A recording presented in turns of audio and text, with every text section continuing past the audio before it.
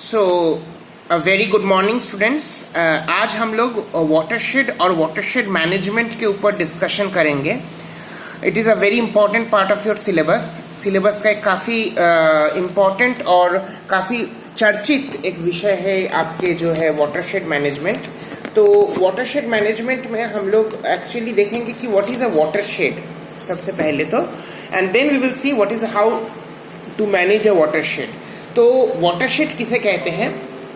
Watershed, water मतलब पानी, तो वाटरशेड का मतलब है पानी संबंधित कोई क्षेत्र होना चाहिए, है कि नहीं? तो पानी संबंधित क्षेत्र या एरिया, जैसे कि एक नदी, एक लेक, एक सी बेसिन, रिवर वैली, ये सब जो है वाटरशेड का पार्ट है। तो watershed is an area or a ridge of land that separates waters flowing to different rivers, basins और seas।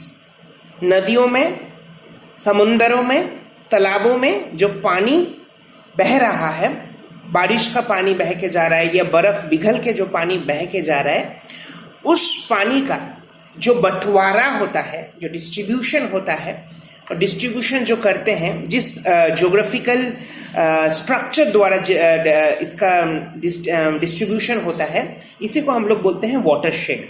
तो वाटरशेड क्या है? एक पर्टिकुलर एरिया है या रीज है जो कि एक पर्टिकुलर वाटर का डिस्ट्रीब्यूशन को, वाटर का मैनेजमेंट को देखता है। वाटर का डिस्ट्रीब्यूशन का मतलब क्या है? जल का बंटवारा कैसे होगा? बीच में अगर कोई मान के चलिए भूभाग आ गया, बीच में मान के चलिए कोई पहाड़ आ गया, कोई नदी रिवर वैली आ गया, तो क्या करेगा? एक पानी का जो सोर्स है, सोर्स से पानी निकल रहा है, पानी निकल के फिर क्या है कि डिस्ट्रीब्यूटेड हो जाता है, क्योंकि उसको एक ब्लॉकेज मिला, उसको एक मान के चलिए एक भूभाग है, लैंड मास है, ज्योग्राफिकल लैंड मास है, कोई लैंडफॉर्म फीचर हो सकता है, जैसे कि कोई रिवर वैली है या फिर कोई माउंटेन है या फिर कोई हिल है।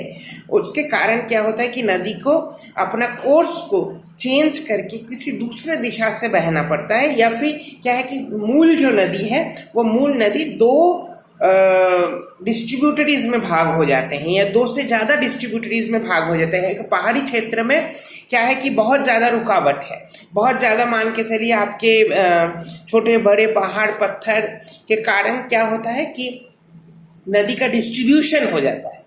और ये जो डिस्ट्रीब्यूटेड जो वाटर है, इसका मैनेजमेंट करना बहुत जरूरी है, क्योंकि अगर हम लोग एक वाटर को अगर मैनेज नहीं कर पाए ठीक से, तो वाटर प्लानिंग या वाटर बजटिंग ठीक से नहीं हो पाएगा।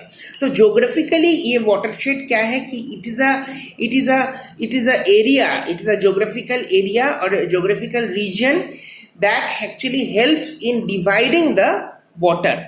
ठीक है, तो ये नेचुरली होता है, ये नेचुरल प्रक्रिया से होता है वाटरशेड। और वाटरशेड जो बनता है ये नेचुरल तरीके से, नेचुरल प्रक्रिया से बनता है। इसीलिए वाटरशेड को सरवाइव करवाना, वाटरशेड को मेंटेन करना, वाटरशेड को मैनेज करना, वाटरशेड का प्लानिंग करना और वाटर बजटिंग करना हमारे लिए बहुत ही महत्वपूर्ण है। तो जैसे कि हमारे, अगर हम देखें एकदम शुरुआत से, अगर हम देखें कि एक पर्टिकुलर रिवर मान के चलिए, वो रिवर मान के चलिए आपके एकदम सोर्स से निकल के आ रहा है, मान के चलिए ब्रह्मपुत्रा। तो ब्रह्मपुत्रा का सोर्स क्या है? चिमाउंगडोंग ग्लेशियर। तो चिमाउंगडोंग ग्लेशियर से वो निकल के आ रहा है। तो आने के जो उसका जो कोर्स है, कोर्स में मान के चलिए आपके कुछ आइलैंड आ गए, जैसे उमानंदा आइलैंड है या माजुली आइलैंड है, ये रिवर आइलैंड है। तो ये रिवर आइलैंड के कारण क्या होगा? जो नदी जो बह के आ रहा है वो बह के फिर वो उसका वाटर जो है डिस्ट्रीब्यूट हो जाएगा। तो डिस्ट्रीब्यूट होके क्या करेगा? नए कोर्स में वो बहने लगेगा। वो नदी जो है नए तरीके से, नए आपके रास्ते से वो बहने लगेगा, और इसी को हम लोग बोलते हैं कि वो पर्टिकुलर वाटरशेड का डिस्ट्रीब्यूशन। ठीक है, तो अभी हम लोग देखेंगे कि वाटरशेड मैनेजमेंट करना क्यों जरूरी है। It is a study of the relevant characteristics of a watershed aimed at the sustainable distribution of its resources and the process of creating and implementing plans, programs and projects to sustain and enhance watershed functions that affect the plant, animal and human communities. मतलब क्या हुआ? It is the study of the relevant characteristics of a watershed aimed at the sustainable distribution of its resources. क्या है कि संसाधन जो है, resources जो है, संसाधनों का सस्टेनेबल डिस्ट्रीब्यूशन होना बहुत जरूरी है. ठीक है, जो संसाधन है उसका बंटवारा होना, उसका संधारित प्रक्रिया से बंटवारा होना बहुत इम्पोर्टेंट है. और इसीलिए यहाँ पे अगर रिसोर्सेस की बात करें हम लोग, तो यहाँ पे हम लोग वाटर रिसोर्सेस की बात करते हैं, जल संसाधन की बात कर रहे हैं. तो जल संसाधन का संधारित प्रक्रिया से बंटवारा, इसको हम लोग बोलेंगे. जल संसाधन को जो संधारित प्रक्रिया से जो बंटवारा हो रहा है उसी को हम लोग बोलेंगे वाटरशेड. और उस वाटरशेड को मैनेजमेंट मतलब संधारित प्रक्रिया से क्योंकि बंटवारा हो रहा है, so that is watershed management. और उसमें क्या करेंगे, उस पानी जो बंटवारा हो रहा है संधारित प्रक्रिया से, उस पानी को फिर क्या करेंगे, हम अलग अलग कामों के लिए उसको इस्तेमाल कर सकते हैं, ताकि उसका लॉस, वाटर का लॉस या वाटर का जो है आपका अल्टीमेटली वो वाटर जाके कहाँ जाएगा, वो सीज एंड ओशंस में. तो सीज एंड ओशंस में जाने से उस वाटर को रोकने के लिए हम कुछ माइक्रो वाटरशेड्स प्रोजेक्ट्स लाते हैं, कुछ डैम्स बनाते हैं, कुछ बांध देते हैं नदी के बीचों बीच, ताकि हम उस पानी को इस्तेमाल कर सके सिंचाई के काम में, उस पानी को जल आवंटन में काम ले सके, उसका हम उसको ड्रिंकिंग पर्पस के लिए इस्तेमाल कर सके, हाइडल पावर प्रोजेक्ट्स में उसका इस्तेमाल कर सके उस पानी को. और क्या है कि plant, animal and human communities के देखरेख संवर्धन के लिए हम उसका इस्तेमाल कर सकते हैं. तो वाटरशेड इसीलिए बहुत ही वाटरशेड मैनेजमेंट जो है उसका बहुत ज़्यादा इम्पोर्टेंट है. क्योंकि उसका इम्पोर्टेंस क्यों है, क्योंकि वो हम जो है जिस ऑब्जेक्टिव से हम लोग चलते हैं वाटरशेड मैनेजमेंट का, उसमें हम लोग क्या करते हैं, रन ऑफ जो एक्स्ट्रा पानी निकल के जा रहा है उस रन ऑफ को रोकते हैं, और भूभाग का निम्नीकरण और पानी का निम्नीकरण को रोकते हैं. सो लैंड डिग्रेडेशन को रोकते हैं एक, और दूसरा सॉइल कंजर्वेशन करते हैं, मृदा संरक्षण करते हैं, और तीसरा क्या है, जल संरक्षण करते हैं, वाटर कंजर्वेशन करते हैं. करके हम लोग लैंडस्केप प्लानिंग एंड मैनेजमेंट करते हैं. तो भूभाग का प्रबंधन और भूभाग का प्लानिंग, ये दोनों हम लोग कर सकते हैं. ठीक है. सो to control damaging runoff and degradation, thereby conservation of soil and water.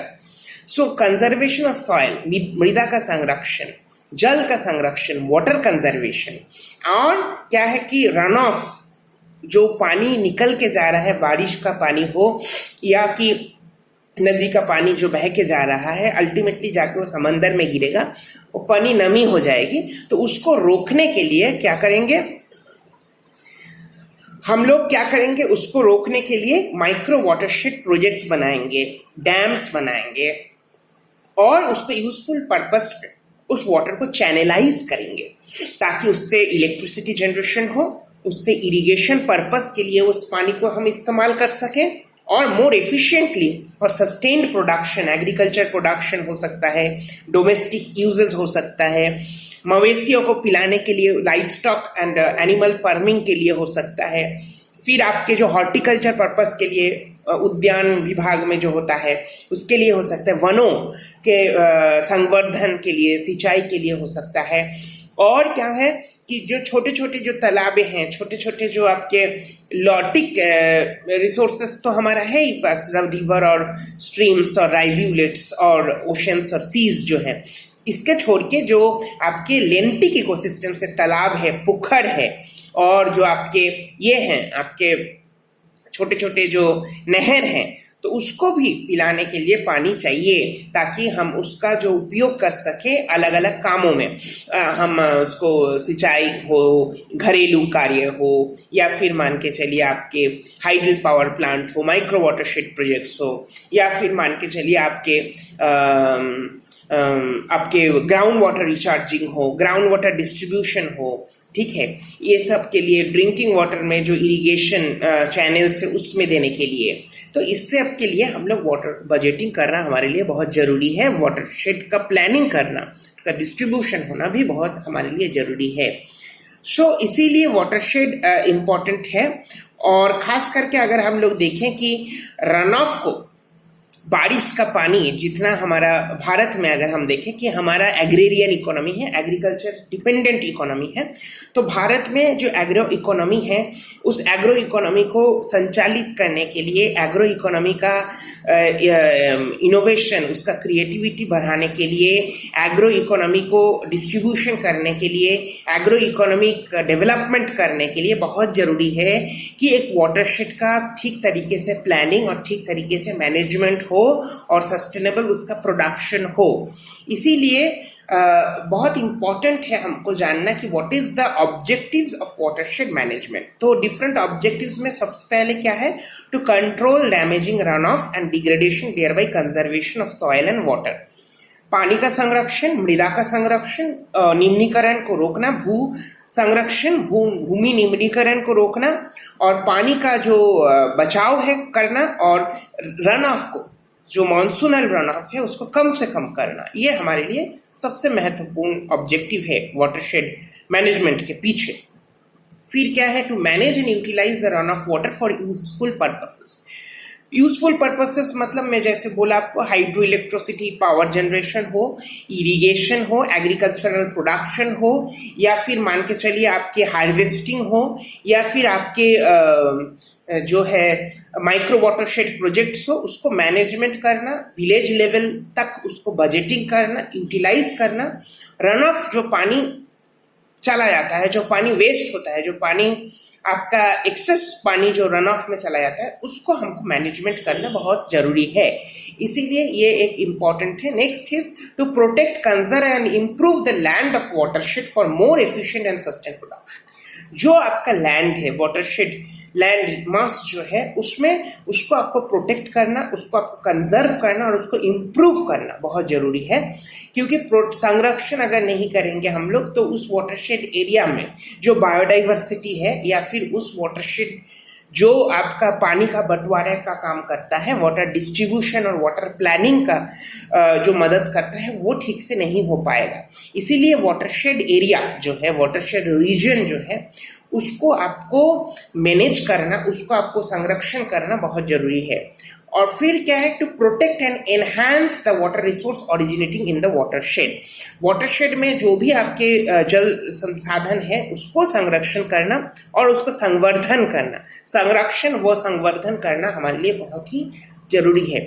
और जो आपके बंजर भूमि है, या फिर जो इरोडेड लैंड्स है, डिटोरिएटिंग लैंडस्केप्स है, निम्न भूमि जो है, उसको भी आपको रिहैबिलिटेट करना जरूरी है। रिहैबिलिटेट करना क्यों जरूरी है, बंजर भूमि का ताकि सुधार हो सके, ताकि बंजर भूमि को भी हम लोग उपजाऊ भूमि में कन्वर्ट कर सके। बंजर भूमि में भी हम लोग कुछ प्रोडक्शन, एग्रीकल्चरल प्रोडक्शन या हॉर्टिकल्चर प्रोडक्शन कर सके।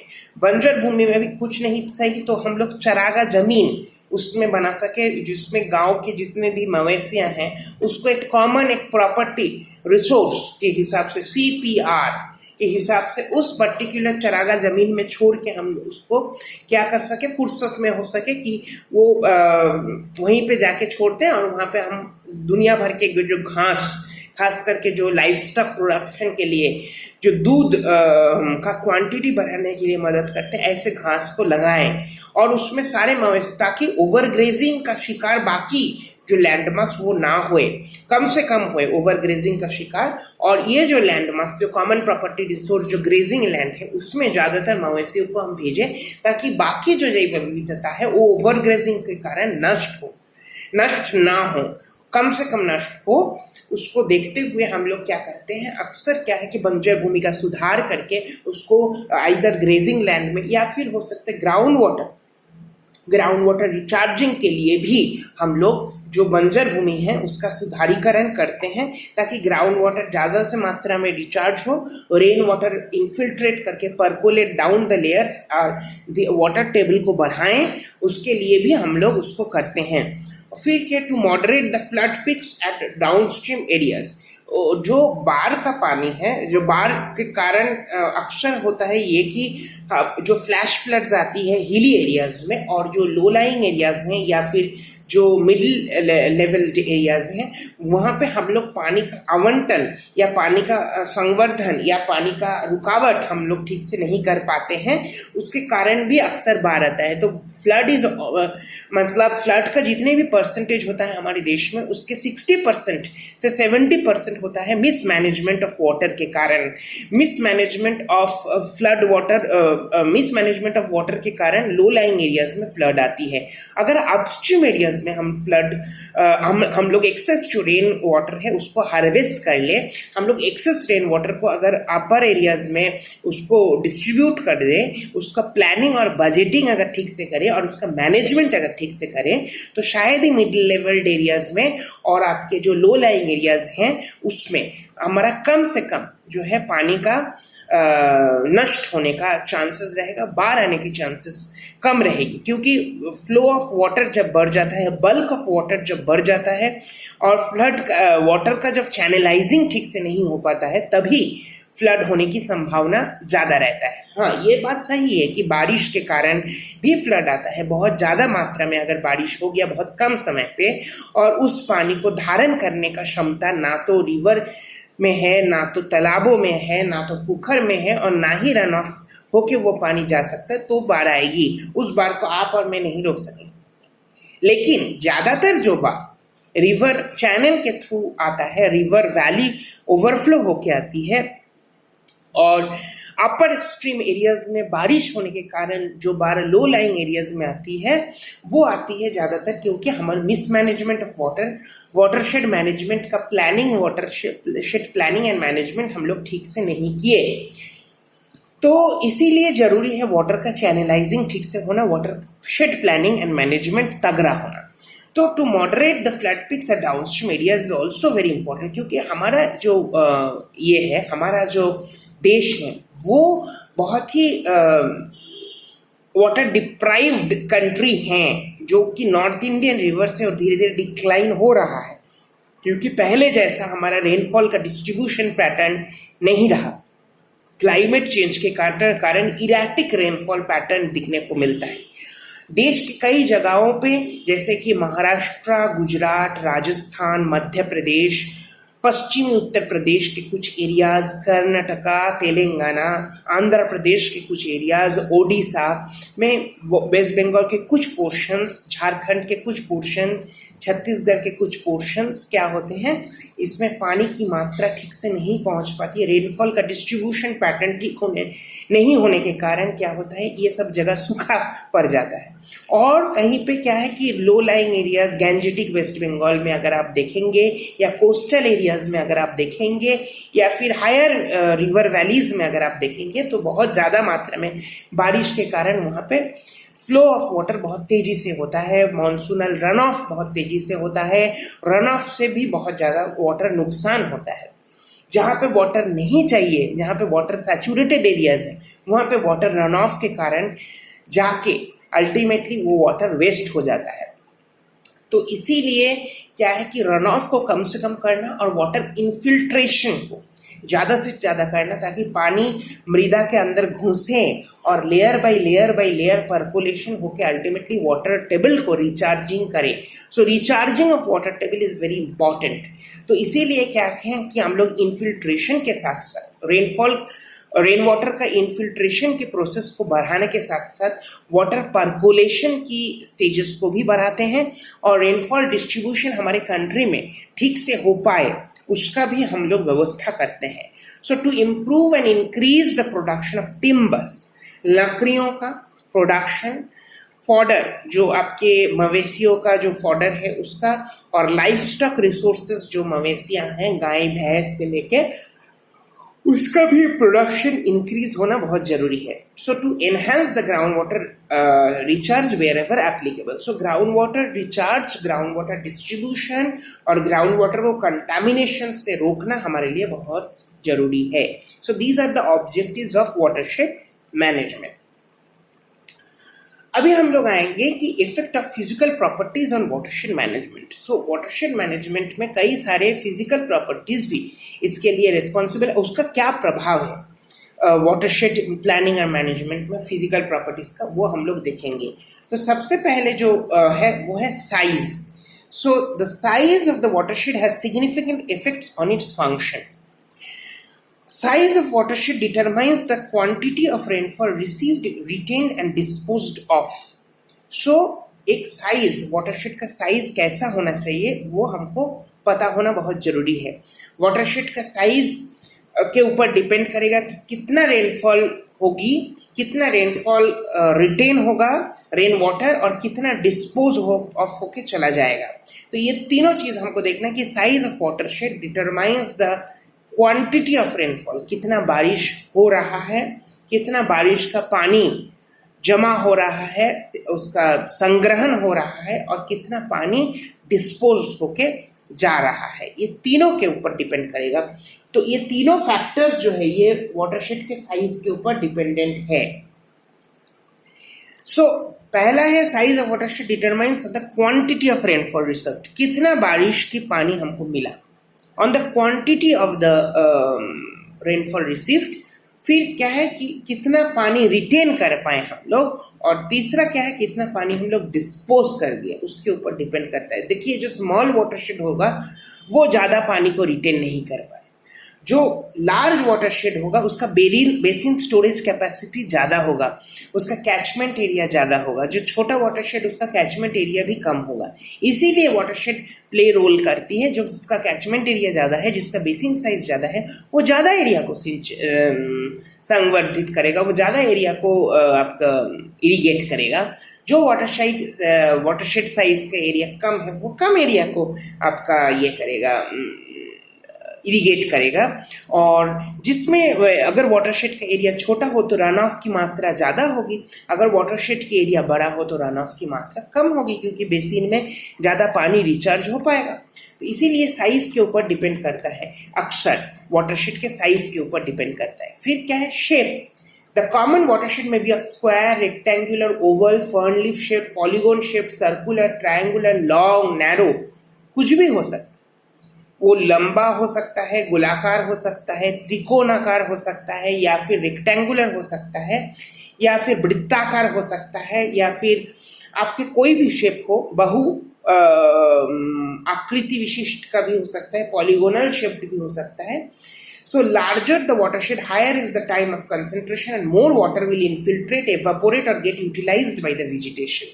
अगर आपके वाटरशेड का साइज और शेप ज़्यादा बड़ा हो तो ज़्यादा पानी उसमें संग्रहण होगा, ज़्यादा पानी इन्फिल्ट्रेट करेगी सॉइल में, ज़्यादा पानी एवापोरेट करेगी, ज़्यादा वेजिटेशन द्वारा यूटिलाइज होगा. ज़्यादा एवापोरेशन का कारण रेनफॉल की चांसेस भी ज़्यादा होगी, क्योंकि एवापोरेशन से ही क्लाउड का फॉर्मेशन होता है, और क्लाउड का फॉर्मेशन जितना अच्छा होगा उतना ही रेनफॉल का डिस्ट्रीब्यूशन ठीक होगा.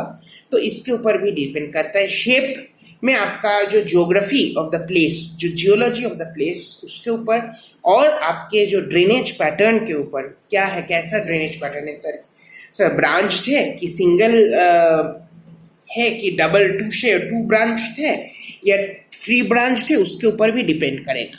फिर आता है टोपोग्राफी. टोपोग्राफी में आपका देखेंगे आप कि slope, length, degree and uniformity of slope, इसके ऊपर डिपेंड करता है. जो टोपोग्राफी है लैंड का, वो उसका ढलान कितना है, वो कितना यूनिफॉर्म है, प्लेन है कि उबड़ खबर है, कितना सॉइल लॉस हो रहा है, कितना वाटर लॉस हो रहा है, उसके ऊपर भी इसका टोपोग्राफी डिपेंड करेगा.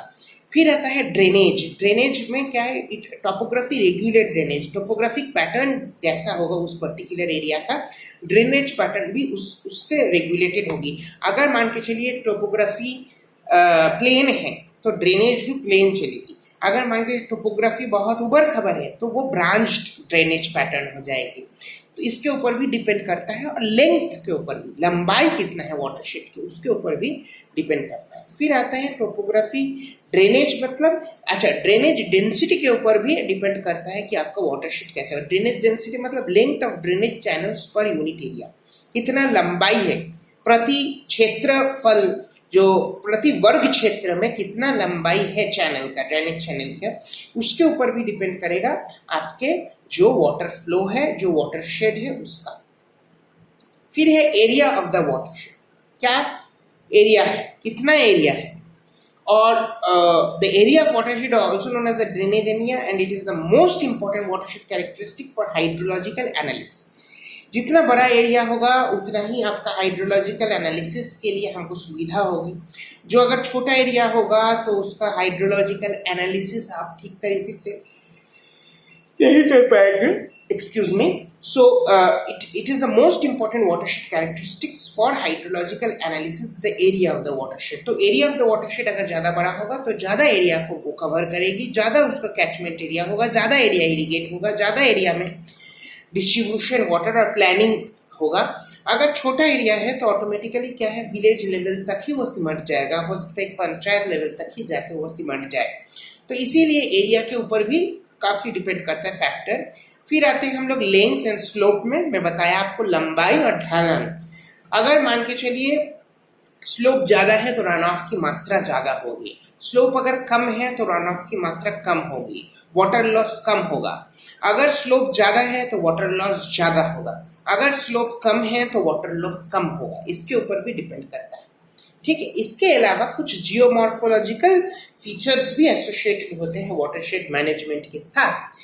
जियोमॉर्फोलॉजिकल फीचर्स में जो जियोलॉजिकल रॉक पैटर्न है, वहाँ के जो भूगर्भस्थ पानी किस पर्टिकुलर रॉक के ऊपर है, इग्नियस है कि पाललिक शिला या फिर क्या सेडिमेंट्री रॉक्स है या फिर क्या वो आपके ये रॉक्स है इग्नियस सेडिमेंट्री या फिर मेटामॉर्फिक रॉक्स है, उसके ऊपर भी डिपेंड करता है आपके उस पर्टिकुलर वाटर का डिस्ट्रीब्यूशन। अगर मान के चलिए जियोलॉजिकल फॉर्मेशन के ऊपर सेडिमेंट प्रोडक्शन भी डिपेंड करेगा।